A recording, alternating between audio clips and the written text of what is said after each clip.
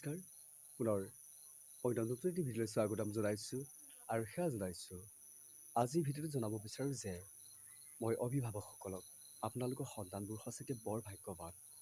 তেওঁলোকৰ মনৰ ভাৱবোৰ কি জানেনে? মন দি শুনিব, মই কিন্তু সাজি কৰা নাই।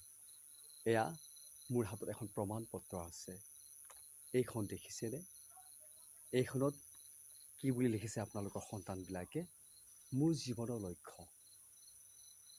এইখিনি কিয় প্ৰকাশ কৰিছে? যাতে এইখন বিদ্যালয়ৰ পৰা আন এখন বিদ্যালয়লৈ তেওঁলোকে বিদায় লৈ যাব। এতিয়াৰ পৰাই প্ৰথম গুৰুজনৰ পৰাই আশীৰ্বাদ বিচাৰিছে, যাতে আপোনালোকৰ দৰে আমি হ'ব পাৰোঁ ভাল শিক্ষক।